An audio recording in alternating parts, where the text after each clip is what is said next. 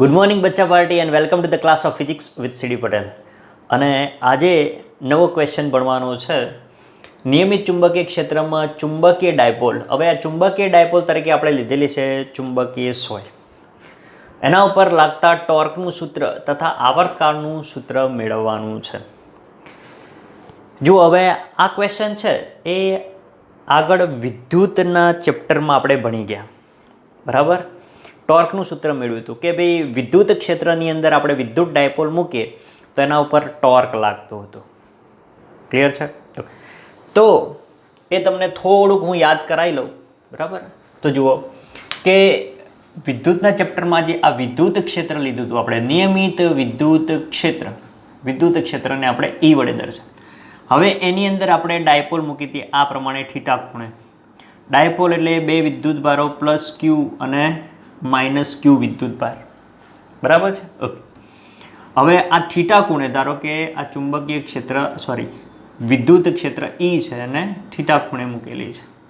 Clear? Okay, હવે આ જે વિદ્યુત ભાર પ્લસ વિદ્યુત ભાર છે એના ઉપર બળ લાગતું હતું પ્લસ F બરાબર Q ઇન્ટુ E, બરાબર. આ દિશામાં વિદ્યુત ક્ષેત્ર પ્લસથી માઇનસ તરફ હોય.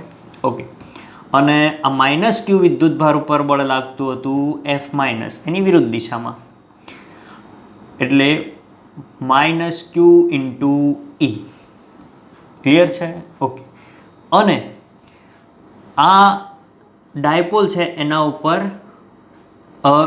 ટોર્ક રચાતું હતું અને એ ટોર્ક ટાઉ બરાબર P ક્રોસ E, કારણ કે ડાયપોલ મોમેન્ટ છે એની ડાયપોલ મોમેન્ટ P અને ડાયપોલ મોમેન્ટની દિશા માઇનસ ક્યુથી પ્લસ ક્યુ તરફની છે. ક્લિયર? અને P અને E વચ્ચેનો ખૂણો થીટા હતો. તો આમાં ઉદ્ભવતું ટોર્ક ટાઉ બરાબર P ક્રોસ E અને ટાઉ બરાબર PE સાઇન થીટા. ચલો, આ તો તમે વિદ્યુતના ચેપ્ટરમાં આપણે ભણી ગયા. ક્લિયર? તો બસ જો આના જ જેવું શું કરવાનું છે, તો આ ડાયપોલની જગ્યાએ આપણે ચુંબકીય ડાયપોલ લેવાની છે. વિદ્યુત ડાયપોલની જગ્યાએ ચુંબકીય ડાયપોલ, પરંતુ ચુંબકીય ડાયપોલ તરીકે ચુંબકીય સોય લેવાની છે. ક્લિયર? ઓકે, તો જો થિયરી આપણે અહીંયા આગળ સ્ટાર્ટ કરીએ કે નિયમિત ચુંબકીય ક્ષેત્રમાં, હવે પહેલાં નિયમિત ચુંબકીય ક્ષેત્ર દોરી દઈએ. જુઓ, તો આ થઈ ગયું નિયમિત ચુંબકીય ક્ષેત્ર, બરાબર. ચુંબકીય ક્ષેત્રને આપણે B વડે દર્શાવીએ. ક્લિયર? ઓકે, હવે એમાં ચુંબકીય સોય મૂકેલી છે. ચુંબકીય સોય આપણને બધાને ખ્યાલ છે કે આ પ્રકારની હોય, શક્કરપારો, બરાબર. એનો એક છેડો N, આ N અને આ S. ક્લિયર છે?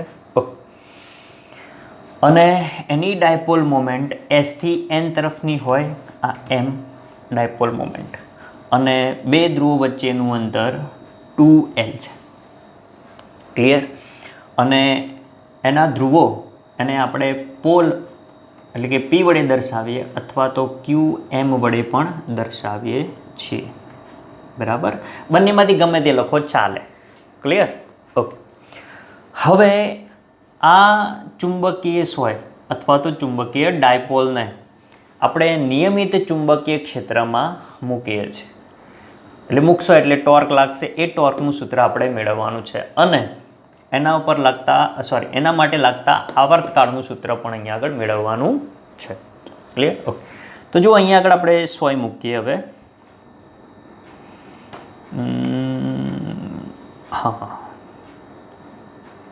આ પ્રમાણે, બરાબર. થોડીક આકૃતિ એવી હોય તો થોડુંક ચલવી લેજો ભાઈ. તો જુઓ અહીંયા આગળ આ પ્રમાણે થશે, બરાબર. ચુંબકીય સોય. ઓકે, ચલો હવે આ N ધ્રુવ, આ N લઈ લઈએ, બરાબર. આ N અને આ S છે.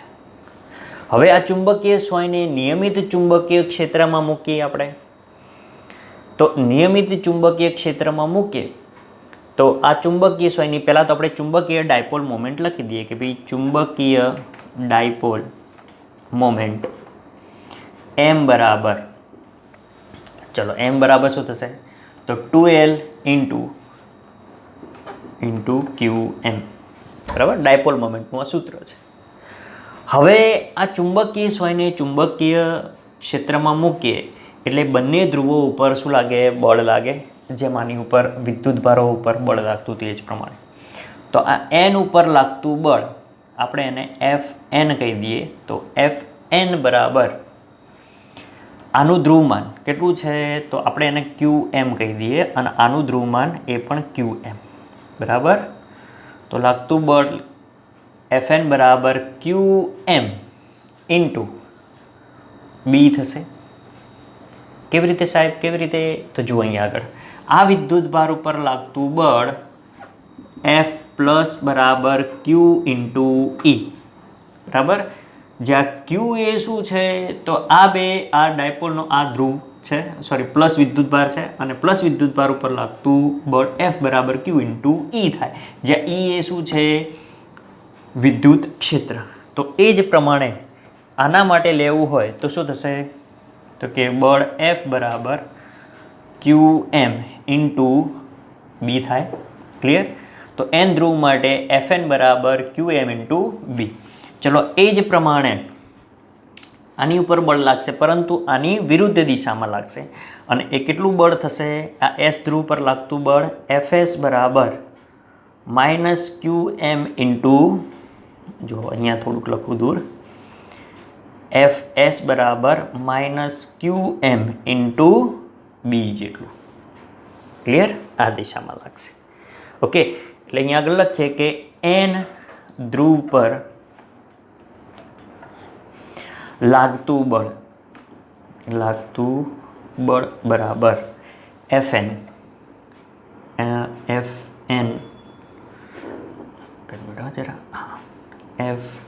બરાબર qm ઇન્ટુ b અને S ધ્રુવ પર લાગતું બળ બરાબર Fs equal to qm into b થશે, બરાબર. પરંતુ વિરુદ્ધ દિશામાં છે એટલે માઇનસ લાગશે અહીંયા આગળ. તો Fs બરાબર માઇનસ qm ઇન્ટુ b થશે. ક્લિયર? હવે તમે જુઓ કે આ બંને મૂલ્યો છે, બળોના મૂલ્યો છે, એ મૂલ્યો કેવા છે? સમાન, બરાબર, પરંતુ વિરુદ્ધ દિશા. હવે બળોના મૂલ્ય સમાન હોય પરંતુ વિરુદ્ધ દિશામાં હોય તો અને એક રેખસ્થ ન હોય, બરાબર, પાછા એક રેખસ્થ નથી, તો આવા બળોને કારણે બળયુગ્મ રચાય છે અને બળયુગ્મ એ ટોર્ક ઉત્પન્ન કરે છે, બરાબર. તો અહીંયા લખીએ આપણે કે આ બળો સમાન મૂલ્યના અને પરસ્પર વિરુદ્ધ દિશામાં છે, બરાબર. જેને કારણે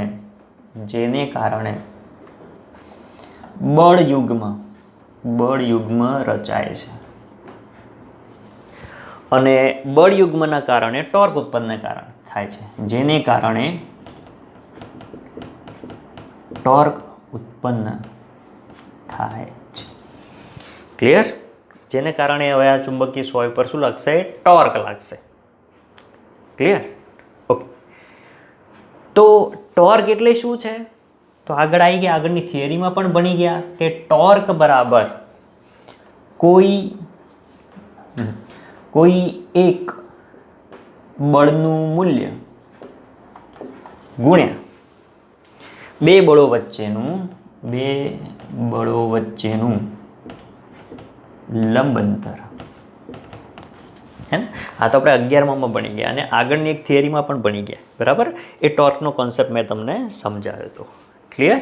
ઓકે. તો ટોર્ક બરાબર કોઈ એક બળનું મૂલ્ય ગુણ્યા બે બળો વચ્ચેનું લંબ અંતર થાય. તો જોઈએ આના ઉપરથી ટોર્કનું સૂત્ર, ટોર્ક ટાઉ બરાબર, ચલો, તો ટોર્ક ટાઉ બરાબર બે બળોમાંથી કોઈ એકનું મૂલ્ય લઈ લે. મૂલ્ય લખો એટલે અહીંયા આગળ માઇનસ ના લખાય, તમે આ પણ લખી શકો અને આ પણ લખી શકો. ક્લિયર છે? ઓકે.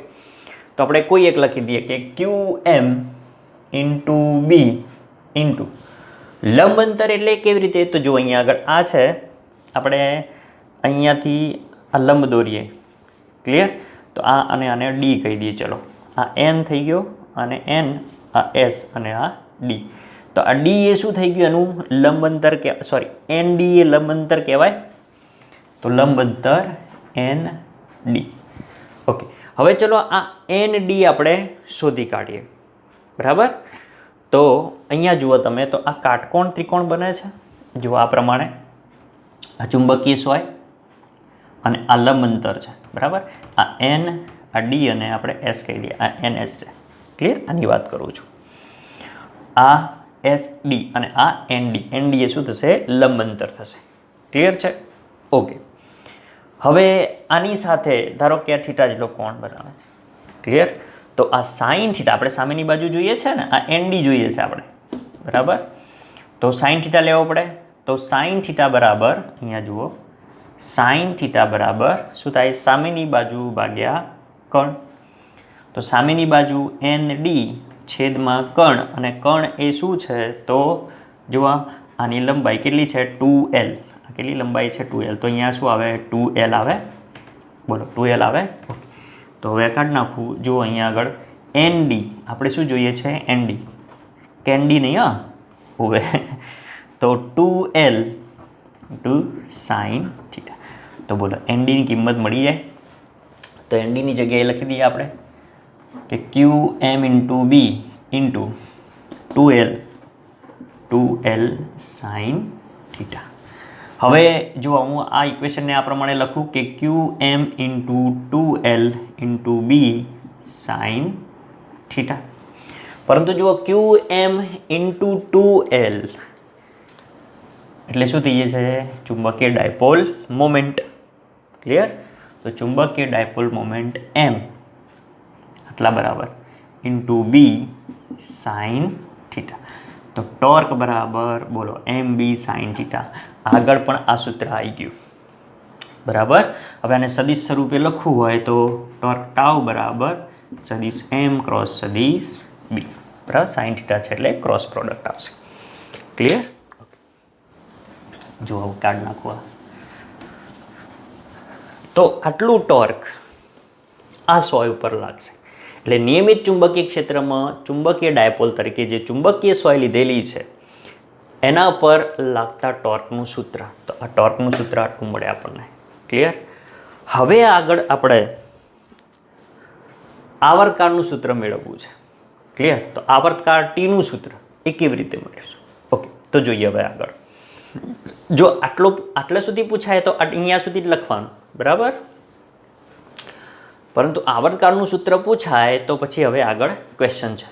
જોઈએ કે આ ચુંબકીય સોય છે અને ચુંબકીય ક્ષેત્રમાં આપણે મૂકેલી છે. બરાબર? ચુંબકીય ક્ષેત્ર એટલે આ બાજુ એન અને આ એસ. બરાબર? એની વચ્ચે ચુંબકીય ક્ષેત્ર રેખાઓ આ બાજુ હોય, એનથી એસ તરફ હોય.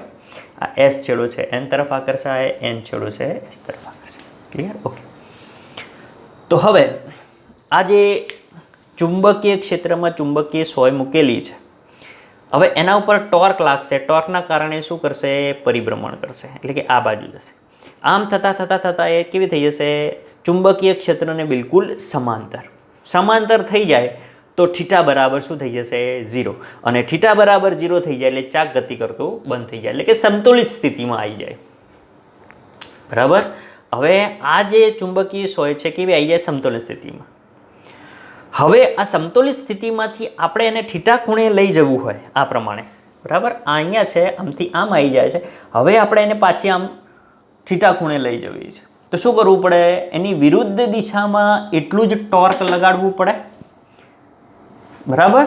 આ સંતુલિત સ્થિતિમાં આવી જાય છે, એના પછી આને આ બાજુ લઈ જવા માટે આટલું જ ટોર્ક વિરુદ્ધ દિશામાં લગાડવું પડે. બરાબર? તો હવે એટલું ટોર્ક આની ઉપર આપણે લગાડીએ. બરાબર છે? ઓકે. એટલે જોઈએ આપણે અહીંયાથી થોડુંક લખીએ કે ભાઈ ચુંબકીય સોય છે એટલે કે અહીં ટોર્ક ટાઉ બરાબર એમ બી સાઈન થીટા જે ડાયપોલને થીટા ખૂણે અથવા તો થીટા ખૂણો ઘટે તે રીતે ક્ષેત્રને સમાંતર લઈ જવા માટે પ્રયત્ન કરે છે. બરાબર? અને થીટા બરાબર 0 થઈ જાય એટલે ચાક ગતિ બંધ થઈ જાય. ક્લિયર? અહીંયા લખીએ ચલો, એટલે તમને વધારે ખ્યાલ આવે, નહીં તો કે સર સાહેબ શું બોલ્યા. જો એટલે અહીં ટોર્ક ટાઉ બરાબર mv સાઇન થીટા, બરાબર. હવે આ સાઇન થીટા જે અહીંયા જરૂર પડશે હા બીજી ભાઈ, સૂત્રો તારવવાના છે ને, એટલે આ સાઇન થીટા જે ડાયપોલને થીટા ખૂણો ઘટે તે રીતે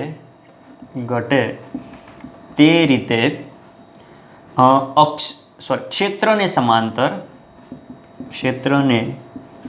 સમાંતર લઈ જવા પ્રયત્ન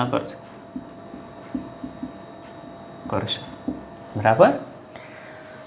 ઘટે એ પ્રમાણે આ સમાંતર લઈ જવા માટે પ્રયત્ન કરશે, બરાબર. અને જ્યારે થીટા બરાબર 0 થઈ જાય ત્યારે ચાક ગતિ બંધ થાય છે, એટલે બંધ થઈ જાય, બરાબર. પછી ચાક ગતિ થવાની, ક્લિયર? અને આ સ્થિતિને કેવી સ્થિતિ કહેવાય? સમતોલન સ્થિતિ કહેવાય, બરાબર. અને સમતોલન સ્થિતિ રચાય. હવે આ સમતોલિત સ્થિતિમાંથી થીટા ખૂણે લઈ જવા માટે જરૂરી ટોર્ક કેટલું? આટલું જ આપવું પડશે. તો આ સમતોલિત સ્થિતિમાંથી થીટા ખૂણે લઈ જવા માટે જરૂરી ટોર્ક વિરુદ્ધ દિશામાં લગાડવું પડશે. એની વિરુદ્ધ દિશામાં કેટલું લગાડવું પડશે? તો એટલું જ ટોર્ક ટાઉ બરાબર, પરંતુ કઈ દિશામાં? વિરુદ્ધ દિશામાં. એની વિરુદ્ધ દિશા એટલે માઇનસ આવશે, -mb સાઇન થીટા. બોલો, ક્લિયર? પરંતુ આપણે નાનું જ સ્થાનાંતર કરાવીએ, બરાબર. એટલે કે થીટા બરાબર જો નાનો હોય, બરાબર, અહીં જો નાનું સ્થાનાંતર કરાય તો નાના સ્થાનાંતર માટે અહીં આગળનો જે સાઇન થીટા છે એ નાના સ્થાનાંતર માટે સાઇન થીટા જે છે એ થીટા જેટલો લઈ લઈએ, એટલે કે થીટા ખૂબ જ નાનો લઈ લઈએ આપણે, બરાબર. હવે નાનો લઈ લઈએ તો આની અંદર સાઇન થીટાની જગ્યાએ આપણે શું મૂકી દઈએ? થીટા. તો જુઓ ટોર્ક ટાઉ બરાબર -mb થીટા. બોલો, -mb થીટા બને. ઓકે, હવે આને સમીકરણ આપણે 1 આપી દઈએ, બરાબર. સમીકરણ 1. ઓકે, હવે તમે વિરુદ્ધ દિશામાં ટોર્ક લગાડો છો, બરાબર. એટલે ચાક ગતિ ફરી પાછી સ્ટાર્ટ થશે. અને આ ચાક ગતિ માટે ટોર્કનું સૂત્ર છે ટોર્ક ટાઉ બરાબર I × આલ્ફા. ક્લિયર? અગાઉની થિયરીમાં પણ આપણે આ સૂત્ર લખ્યું હતું, બરાબર. ઓકે, તો ચાક ગતિ માટે ટોર્ક ટાઉ બરાબર I આલ્ફા, જ્યાં I એ જડત્વની ચાક માત્રા અને આલ્ફા એ કોણીય પ્રવેગ છે. આલ્ફા શું છે? કોણીય પ્રવેગ. હવે આ કોણીય પ્રવેગ આલ્ફાને કોણીય પ્રવેગ અને રેખીય પ્રવેગનો ખ્યાલ મેં આગળ આ થિયરી ચલાવી એ વખતે એ લેક્ચરમાં આપેલો છે. ક્લિયર? ફરી એકવાર જોઈ લઈએ અહીંયા આગળ કે કોણીય આલ્ફા બરાબર શું થાય? તો કોણીય વેગનું સમયની સાપેક્ષે વિકલન, બરાબર. કોણીય વેગનું સમયની સાપેક્ષે વિકલન કરો એટલે તમને કોણીય પ્રવેગ મળે. જે આલ્ફા છે એ શું છે? કોણીય પ્રવેગ, બરાબર. અને d/dt અને ઓમેગા બરાબર શું છે? તો કોણીય સ્થાનનું સમયની સાપેક્ષે વિકલન. એટલે એની જગ્યાએ આપણે લખીએ dθ/dt, બરાબર. જેમ રેખીય પ્રવેગમાં એ બરાબર શું હતું? dv/dt. રેખીય પ્રવેગમાં આવું લખતા હતા ને, dv/dt, બરાબર. તો રેખીય પ્રવેગ મળે, રેખીય વેગનું સમયની સાપેક્ષે વિકલન કરો એટલે રેખીય વેગ મળે. અને આ વેગ બરાબર શું હતું? તો dx/dt. v ને આ પ્રમાણે લખાય ને, dx/dt. ક્લિયર? તો હવે આ ઇક્વેશનને જો આ પ્રમાણે લખાય D square X by DT square, તો આને પણ આ રીતે લખાય કે D square theta by DT square. બોલો બરાબર. એટલે કે અહીંયા આગળ રેખીય સ્થાન આપેલું છે, સ્થાનનું સમયની સાપેક્ષે 2 વાર વિકલન કરો એટલે પ્રવેગ મળે. એ જ રીતે થીટા એ શું છે તો કોણીય સ્થાન દર્શાવે છે, તો કોણીય સ્થાનનું 2 વાર વિકલન કરો એટલે પ્રવેગ મળે. બોલો મળે. ઓકે, તો આના ઉપરથી આપણે આલ્ફા બરાબર ડાયરેક્ટલી આ લખી શકીએ D square theta by DT square. બોલો લખાય? હા લખાય, લખો સાહેબ. D square theta by DT square પરથી બરાબર આ ટોર્ક ટાઉ બરાબર I D square theta by DT square. બરાબર. આલ્ફાની જગ્યાએ આપણે આની કિંમત મૂકી દઈએ, આને સમીકરણ નંબર 2 કહી દઈએ. બરાબર. હવે આ પણ ટાઉ, આ પણ ટાઉ, તાવ નહીં હા ટાઉ. તો આ બંને સમીકરણને સરખાવો, એટલે કે સમીકરણ 1 અને 2 ને સરખાવતા. ચલો તો સરખાવો. શું કહે છે કે I D square theta by DT square is equal to minus M B theta, minus M B theta.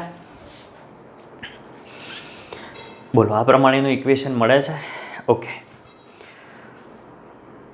ફરી એકવાર અહીંયાથી જોવું છે તો જો અહીંયા આગળ શું કર્યું કે ચુંબકીય ક્ષેત્રમાં ચુંબકીય સોય મૂકી આપણે, બરાબર. તો એના ઉપર ટોર્ક લાગ્યું અને ટોર્કનું સૂત્ર આપણને આટલું મળ્યું. ક્લિયર? ઓકે, એટલે અહીંયા આગળ હવે ટોર્ક છે, એટલે કે સોરી ચુંબકીય સોય છે એ એનો ખૂણો ઘટી અને અક્ષને ક્ષેત્રને સમાંતર થઈ જવા માટે આ ચુંબકીય સોય પ્રયત્ન કરશે. એટલે કે ચાક ગતિ અહીંયા આગળ બંધ થઈ જાય છે, એટલે કે સમતોલિત સ્થિતિ રચાય છે. હવે એને ફરીથી આપણે ટોર્ક લગાડવું છે, એટલે કે ચાક ગતિ કરાવવી છે, તો શું કરીશું તો એની વિરુદ્ધ દિશામાં એટલા જ મૂલ્યનું ટોર્ક લગાડવું પડે. એટલે ટાઉ બરાબર માઇનસ એમ બી સાઇન થીટા. ક્લિયર? હવે આપણે અહીંયા આગળ નાનું સ્થાનાંતર કરાવીએ છીએ, તો નાના સ્થાનાંતર માટે સાઇન થીટા બરાબર થીટા લઈ લીધો. બરાબર. તો આ સૂત્રમાં સાઇન થીટા બરાબર થીટા મૂકી દો, એટલે ટાઉ બરાબર માઇનસ એમ બી થીટા. સમીકરણ 1. ચાક ગતિ માટે ટાઉ બરાબર આઈ આલ્ફા, જ્યાં આઈ જડત્વની ચાક માત્રા, આલ્ફા એ કોણીય પ્રવેગ. તો કોણીય પ્રવેગ ઉપરથી આપણે કોણીય સ્થાનાંતરનું સૂત્ર આ પ્રમાણે લખી શકીએ D square theta by DT square. હવે એના ઉપરથી આ જે સમીકરણ છે આ પ્રમાણે બને ટાઉ બરાબર I D square theta by DT square. Okay, સમીકરણ 2 આપી દો. સમીકરણ 1 અને સમીકરણ 2 ને સરખાવો, એટલે I D square theta by DT square is equal to minus M B theta બને. ઓકે, હવે 11મા ધોરણમાં આપણે સરળ આવર્ત ગતિ ભણી ગયા. તો સરળ આવર્ત ગતિ માટે જુઓ, સરળ આવર્ત ગતિ માટે આપણે જેમ રેખીય ગતિ માટે એની અંદર ભણ્યા હતા કે D square X by DT square is equal to minus omega square into X. બરાબર, આ રેખીય ગતિ માટે. તો એ જ પ્રમાણે અહીંયા આગળ કોણીય ગતિ થાય છે. તો કોણીય ગતિ માટે લખવું હોય તો D square theta by DT square એક્સની જગ્યાએ theta is equal to minus omega square into theta. બોલો આ પ્રમાણે લખાય? બોલો લખાય? હા સાહેબ લખાય. ઓકે, ચલો તો D square theta by DT square into is equal to minus omega square into theta થઈ જશે. ઓકે, તો હવે આની જગ્યાએ હું આ લખી દઉં. બોલો એની જગ્યાએ હું એ લખી શકું? હા સાહેબ લખો ને. તો જુઓ અહીંયા આગળ આ સૂત્ર ઉપર તમને દેખાય છે? હા દેખાય છે. ઉભા રહો, પરંતુ આપણે હવે આ કાઢી જ નાખીએ. પહેલાં આનો સ્નેપશોટ લઈ લો. તમે એક કામ કરો, સ્નેપશોટ લઈ લો. ચલો લઈ લો. ઓકે, લેવાઈ ગયો છે. હું કાઢી નાખું છું, હવે બધું જ કાઢી નાખું છું. ઓકે, જુઓ તો જુઓ હવે આ ઇક્વેશન છે. આ d square theta by d t સ્ક્વેરની જગ્યાએ આપણે minus omega square into theta લખીએ અને આ આઈને આ બાજુ લઈ જઈએ. તો જુઓ ઇક્વેશન કેવું બનશે. તો જુઓ I D square theta by d t સ્ક્વેરની જગ્યાએ minus omega square into theta is equal to પેલી બાજુ, સોરી આ રીતે ના લખાય, હા આ આઈને આપણે આ બાજુ લઈ જઈએ છીએ, હા માઇનસ ના લખાય, હા જોજો આ આઈને આપણે આ બાજુ નીચે લઈ જઈએ છીએ અને કૌંસમાં લખવું પડે એકચ્યુઅલી, એ રીતે લખો તો, હા ઓકે. તો minus omega square theta is equal to minus M B theta upon I. Okay ચલો માઇનસ માઇનસ પ્લસ, બરાબર છે ઓકે. તો હવે અને આ થીટા થીટા હવામાં, તો ઓમેગા સ્ક્વેર બરાબર એમ બી અપોન આઈ થાય, અને અહીંયા આગળ સ્ક્વેર કાઢ નાખો તો આ બાજુ રૂટ આવે, ઓમેગા બરાબર under root m b upon I, m b upon I. બોલો ક્લિયર? જ્યાં ઓમેગા એ કોણીય આવૃત્તિ છે, ઓમેગા એ શું છે? કોણીય આવૃત્તિ. તો આ ઓમેગા એટલે કે કોણીય આવૃત્તિ ઓમેગા બરાબર સૂત્ર મળ્યું આપણને એમ બી અપોન આઈ, બરાબર. આ સૂત્ર યાદ રાખવાનું, બરાબર. MCQમાં એક્ઝામ્પલ ગણવામાં આનો ઉપયોગ થાય. હવે આપણે શોધવું છે આવર્તકાળ માટેનું સૂત્ર. તો કોણીય આવૃત્તિના સૂત્ર ઉપરથી આવર્તકાળનું સૂત્ર ઓમેગા બરાબર શું થાય? 2 પાય ટી, અને 2 pi t is equal to under root m b upon I. ચલો તો આના ઉપરથી ટીને કરતા બનાવો તમે, તો ટીને કરતા બનાવીએ તો આ ઇક્વેશન આમ થશે, જો આ ટી આ બાજુ જશે, આખું આ બાજુ જશે, અને આઈ છે ઉપર જાય અને એમ બી નીચે આવે, એટલે ટી બરાબર 2 pi under root I upon m બી. ખ્યાલ આવ્યો? હા સાહેબ, ટી આ બાજુ ગયો, આ વસ્તુ આ બાજુ આવી, આ ઉલટાઈ ગયું, ઓકે બરાબર. એટલે આ ટી મળી ગયો તમને, ક્લિયર? જ્યાં ટી એ શું છે? આવર્તકાળનું સૂત્ર, આવર્તકાળ સૂત્ર છે, જે આવર્તકાળનું સૂત્ર છે. ટી બરાબર 2 pi under root I upon m બી. આઈ જડત્વની ચાક માત્રા છે, ક્લિયર? ઓકે. બી ચુંબકીય ક્ષેત્ર, અને એમ શું છે? ડાયપોલ મોમેન્ટ હાલ્યા, ઓકે. તો આવર્તકાળનું સૂત્ર ક્લિયર? ઓકે. હવે આના ઉપરથી આવૃત્તિ પૂછે, તો આવૃત્તિ ટી બરાબર શું થાય? 1/f, બરાબર. એકમ સમયમાં થતા દોલનોની સંખ્યા એટલે આવૃત્તિ એફ બરાબર શું થાય?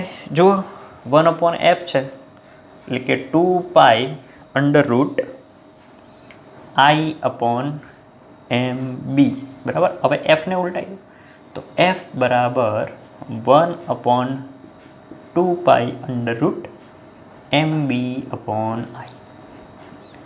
ચલો આવૃત્તિ મળી ગઈ આપણને, બરાબર. જ્યાં એફ એ શું છે? આવૃત્તિ, ક્લિયર? તો આવૃત્તિ માટેનું સૂત્ર, કોણીય આવૃત્તિ માટેનું સૂત્ર, આવર્તકાળ માટેનું સૂત્ર, અને આ આવૃત્તિ માટેનું સૂત્ર, ક્લિયર? આ બધા સૂત્રો યાદ રાખવાના છે, ક્લિયર? કારણ કે આની ઉપરથી MCQ પૂછાય. હવે તમને આ જે આવર્તકાળનું સૂત્ર આપેલું છે એના ઉપરથી તમને ચુંબકીય ક્ષેત્ર બી શોધવાનું કે તમને આવર્તકાળ આપી દીધેલો હોય અને ચુંબકીય ક્ષેત્ર બી શોધવાનું કે, તો બીનું સૂત્ર શું થશે? તો જુઓ આની અંદરથી આ છે, એમાં તમે આને સ્ક્વેર કરી દો, ટી સ્ક્વેર, બંને બાજુ સ્ક્વેર કરો એટલે શું થાય? 4 પાઈ સ્ક્વેર રૂટ નીકળી જશે આઈ અપોન એમ બી. બોલો આ પ્રકારે થાય, ઓકે. તો આના ઉપરથી ચુંબકીય ક્ષેત્ર બીને કરતા બનાવો, બીને આ બાજુ લઈ જાઓ, ટી સ્ક્વેરને બીની જગ્યાએ લઈ જાઓ, તો ચુંબકીય ક્ષેત્ર બી બરાબર 4 pi square into I upon M into T square. બોલો ચુંબકીય ક્ષેત્ર શોધી શકાય? બરાબર, જ્યાં બી એ ચુંબકીય ક્ષેત્ર છે. ક્લિયર? તમને આવર્તકાળ આપેલો હોય તો એના ઉપરથી મળી જાય, અને જડત્વની ચાક માત્રા આપેલી હોય. બરાબર, તમને એવું કહે કે ગજિયા ચુંબક માટે બરાબર આવર્તકાળનું મૂલ્ય આપી દીધેલું હોય તો જડત્વની ચાક માત્રા કેવી રીતે લખશો? તો જો તમે 11મા ધોરણમાં સળિયો લેતા હતા જેની લંબાઈ ધારો કે L હતી, બરાબર, અને એનું દળ કેપિટલ M હતું, બરાબર, તો એની જડત્વની ચાક માત્રા I બરાબર 1/12 ml², આટલી મળતી હતી. તો જો આ સળિયા જેવું જ ગજ્યું ચુંબક હોય, ગજ્યું ચુંબક આવું જ હોય, તો એની જડત્વની ચાક માત્રાનું મૂલ્ય તમે આટલું મૂકી શકો. બરાબર, આ 11થમાં આવતું હતું, 11માં આવતું હતું. બરાબર, ધારો કે વર્તુળાકાર તકતી હોય તો એનું હતું કદાચ ml². બરાબર, ના તો સોરી, તકતીનું હતું 1/2 ml². બરાબર, વર્તુળાકાર રિંગ હતી તો એનું ml². બરાબર, તો આ પ્રકારે તમે ચુંબકીય ક્ષેત્ર બી શોધી શકો. ક્લિયર છે? ઓકે. અને આ છે ટી, એ નિયમિત ચુંબકીય ક્ષેત્રમાં ચુંબકીય સોય અથવા તો ચુંબકીય ડાયપોલ પર લાગતા ટોર્કનું ના આવર્તકાળનું સૂત્ર ટી, અને ટોર્કનું પૂછે તો આ રહ્યું MB sin θ. ક્લિયર? તો આ પ્રમાણે આખો આ થિયરી આખી આ પ્રમાણે લખવાની થાય. બોલો, ઇઝી, સરળ, આવડે એવું? ઓકે, જોઈએ આગળ. ચલો આનો ઝડપથી સ્નેપશોટ લઈ લો. જો હવે આના ઉપરથી MCQ જો તમને આ પ્રકારે કંઈક પૂછાય તો જુઓ, આ બાજુના જે સૂત્રો છે એના ઉપરથી જુઓ કે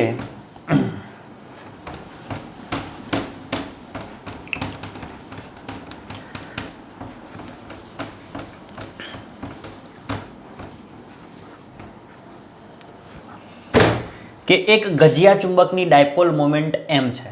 સમજો કે આ કોઈ ગજિયું ચુંબક છે અને આ ગજિયા ચુંબકની ડાયપોલ મોમેન્ટ તમને M આપેલી છે. બરાબર, હવે એને ચુંબકીય ક્ષેત્ર બીમાં મૂકેલું છે. ચુંબકીય ક્ષેત્ર બી છે. બરાબર, હવે આ ગજિયા ચુંબકને ચલિત કરી અને છોડી દેવામાં આવે તો એનો આવર્તકાળ ટી છે. બરાબર, હવે એ જ ગજિયા ચુંબકને જો આ ગજિયું ચુંબક જેની ડાયપોલ મોમેન્ટ M છે, બરાબર, હવે એને 4 ગણા ચુંબકીય ક્ષેત્રની તીવ્રતા ધરાવતા ચુંબકીય ક્ષેત્રમાં મૂકવામાં આવે, એટલે કે 4B. બરાબર, તો એ વખતે એનો આવર્તકાળ કેટલો થશે એવું શોધવાનું કે તમને. બરાબર, જો એક ગજિયું ચુંબક છે જેની ડાયપોલ મોમેન્ટ M છે, હવે એને ચુંબકીય ક્ષેત્ર બીમાં મૂકેલો, એ વખતે એનો આવર્તકાળ ટી છે. હવે એને 4 ગણા ચુંબકીય ક્ષેત્રમાં મૂકવામાં આવે એટલે ચુંબકીય ક્ષેત્રની તીવ્રતા 4 ગણી કરી દીધી. બરાબર, તો એના માટે કેટલો આવર્તકાળ લાગશે, એટલે કે સમય લાગશે, T'. તો T' શોધવાનું.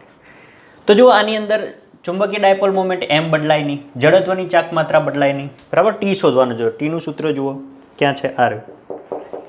બરાબર, તેમાં જડત્વની ચાક માત્રા બદલાય નહીં, M બદલાય નહીં, આ તો છે જ કોન્સ્ટન્ટ. ક્લિયર? તો શું બદલાય છે અહીંયા આગળ? ચુંબકીય ક્ષેત્ર. તો જુઓ, તો આવર્તકાળ અને ચુંબકીય ક્ષેત્રનો સંબંધ ટી ચલે છે 1/√B થાય. ચલો, એ જ પ્રમાણે આના માટે 1/√4B થાય. બરાબર, આના માટે કેટલો થાય? 1/4B થશે. ક્લિયર? ઓકે, તો હવે ટી બરાબર 1/√B અને આનો થશે T' બરાબર 1/√4B. બંનેનો ગુણોત્તર લઈ લો. તો જુઓ, જે શોધવાનું છે આપણે ઉપર લઈ લઈએ, T'/T ઇઝ ઇક્વલ ટુ, ચલો આનું લખી દઈએ આપણે 1/√4B ગુણ્યા ના છેદમાં T છે એટલે 1/B, એટલે B ઉપર જશે એટલે √B/1. તો જો 4નું રૂટ શું નીકળે? 2 નીકળે, તો 2/√B, તો B કેન્સલ થઈ જાય અહીંયા આગળ. તો T' by T is equal to 1/2 અને ટી પેલી બાજુ જાય ઉપર એટલે T/2. તો જો આવર્તકાળ અડધો થઈ જાય. ક્લિયર? અને આવર્તકાળ અડધો થઈ જાય તો આવૃત્તિ બમણી થઈ જાય. ક્લિયર? આવૃત્તિ પૂછે તો એ પ્રમાણે લખવાનું. બોલો, તો આવું MCQ પૂછાય તો આવડે. જો એના પછી બીજું એક કે આ જે ગજ્યુ ચુંબક છે એની ડાયપોલ મોમેન્ટ બદલેલી હોય. બરાબર?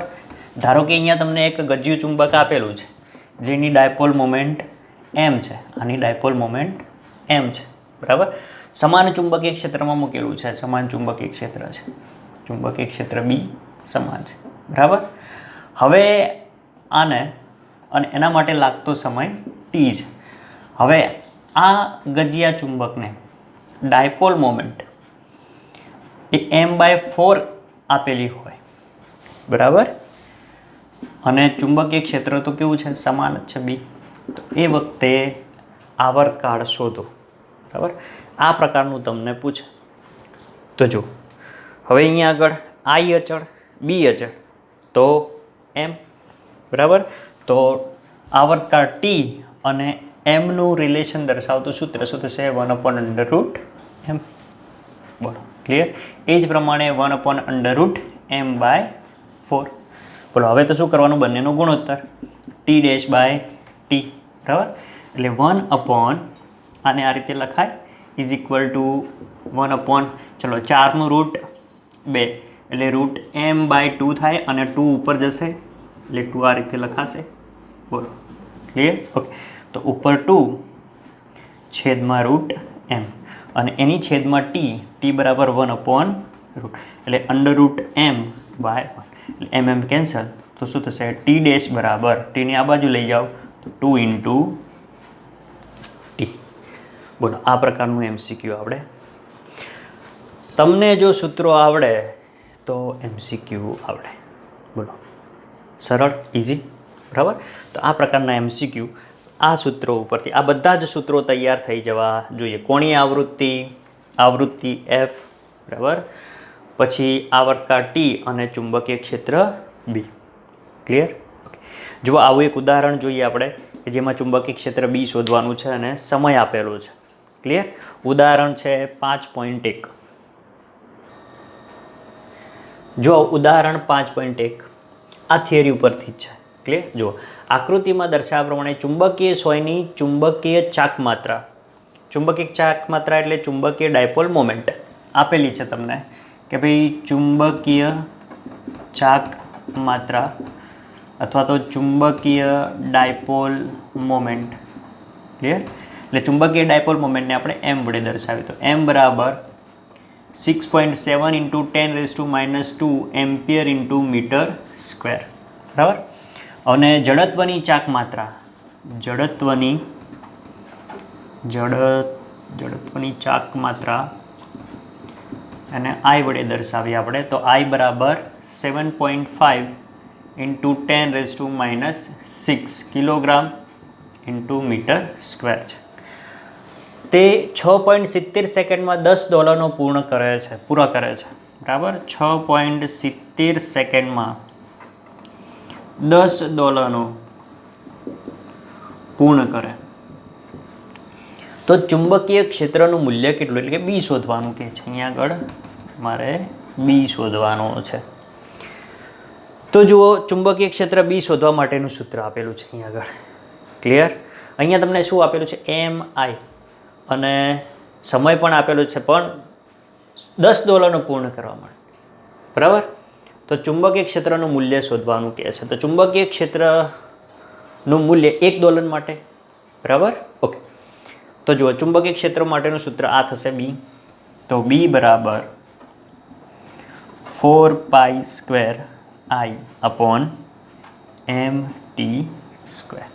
બોલો, ક્લિયર? ઓકે.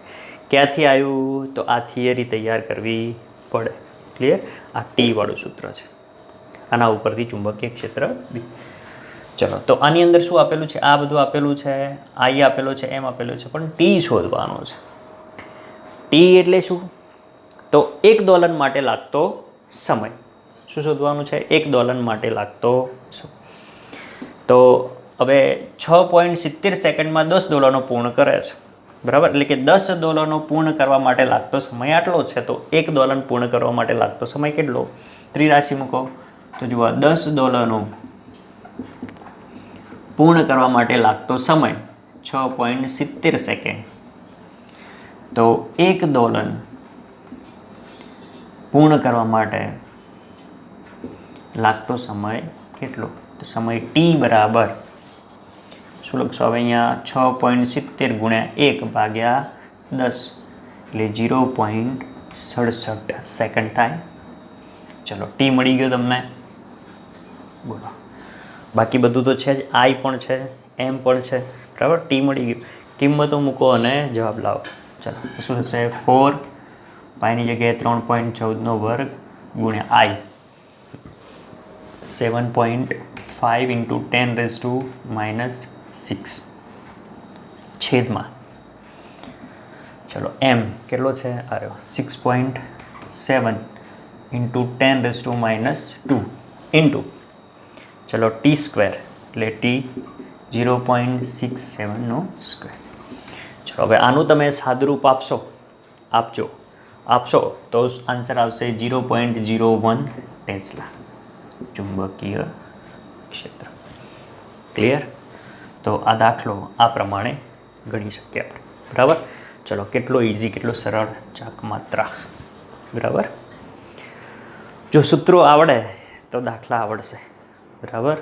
એટલે થિયરી કમ્પ્લીટ તૈયાર કરી દેવાની અને એ પ્રમાણે સૂત્રો તૈયાર કરવા, બરાબર. તો દાખલા તમને આવડવાના જ છે. ક્લિયર? તો મહેનત કરતા રહો, ભણતા રહો અને મળીએ. Tata bye bye.